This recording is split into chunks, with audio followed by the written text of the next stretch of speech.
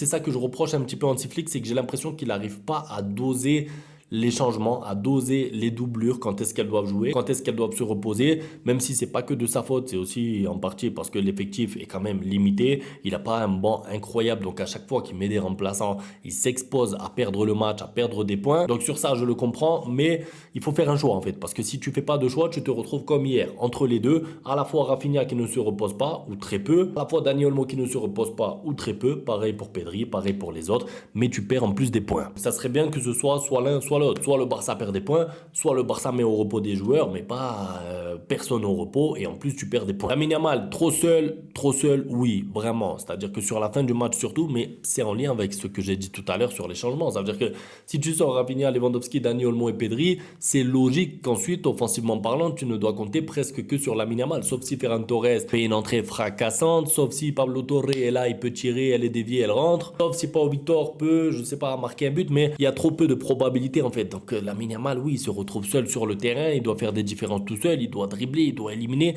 et en plus il doit marquer parce que sinon les autres devant ne marquent pas. Bon, Ferran Torres a mis un but, c'est vrai, mais globalement, c'est Lamine Yamal tout seul, oui, sur la fin du match, quand tous les changements sont faits, il est tout seul. J'ai l'impression que le hors-jeu ne marche plus et nos adversaires l'ont déjà compris, bien sûr, mais ça c'était à prévoir. Je pouvais pas m'imaginer un Barça jouer le piège du hors-jeu du 1er août au 25 mai. J'exagère un peu sur les dates, mais vous avez compris, du début de saison à la fin de la saison, c'est pas possible. Ça veut dire que les équipes en face s'adaptent, c'est du football. C'est-à-dire que même le football de Manchester City et de Pep Guardiola, les équipes en face, elles s'adaptent, elles essayent des choses, elles essayent de jouer en contre-attaque, elles essayent de jouer en bloc bas, elles essayent plein de choses parce que les équipes, elles vont pas venir et dire bon ben on va être hors jeu 10 fois alors on a perdu le match. Elles vont faire des choses pour essayer de ne pas être hors jeu. Elles vont jouer d'une manière pour aller marquer quand même des buts. Donc oui, les adversaires l'ont compris. Maintenant, il faut réagir, il faut changer quelque chose ou le laisser, mais du coup le mettre en place de manière différente. Bref, il faut travailler. En fait, il y a rien qui est acquis au football. Tu peux pas te dire c'est bon, le piège du hors jeu ça marche, on reste comme ça du mois d'août à la fin de la saison. Ça marche pas comme ça. Yamal Ballon d'Or. Alors Yamal Ballon d'Or, ben il va dépendre des autres en fait. Moi, son niveau à lui, à Lamine Yamal, c'est le niveau pour être Ballon d'Or sur une saison. Mais ça va dépendre de trophées. Il va devoir gagner des titres, il va devoir gagner des matchs références, il va devoir passer des tours en Ligue des Champions. Donc en fait, ça va dépendre de ce qu'il y a autour de lui aussi. Parce que, vous le savez, le Ballon d'Or ne se gagne pas avec une saison blanche. Déjà, c'est impossible. Le Ballon d'Or ne se gagne pas non plus avec peu de statistiques. Il faut un mélange de tout. Donc pour l'instant, meilleur passeur de la Liga, c'est très bien. Mais il va falloir des trophées pour Lamine Yamal. Donc on va voir ce que ça donne ce Barça. Mais pour l'instant, c'est pas suffisant.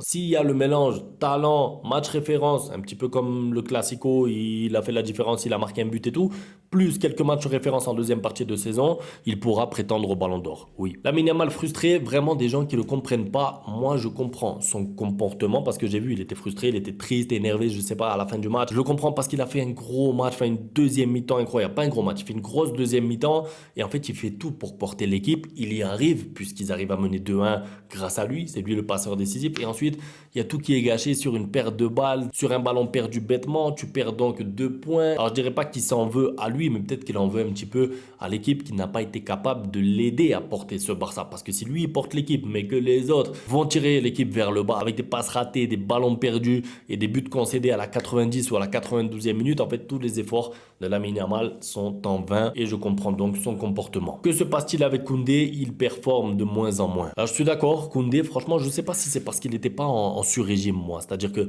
est-ce qu'il n'était pas vraiment au-dessus de son niveau quand on était en septembre, octobre? Parce que c'est difficile de maintenir ce niveau-là toute une saison. Je veux dire, même les meilleurs arrières droits dans l'histoire, ils ont des trous d'air comme ça, 2 mois de temps en temps, 3 mois. Là, pour l'instant, Koundé, c'est compliqué. Je trouve que défensivement, il prend l'eau. Offensivement, son apport, il est beaucoup moins bon qu'il y a un mois ou deux. Je pense qu'il peut faire mieux. Je pense qu'il est assez autocritique aussi pour travailler et pour faire mieux maintenant.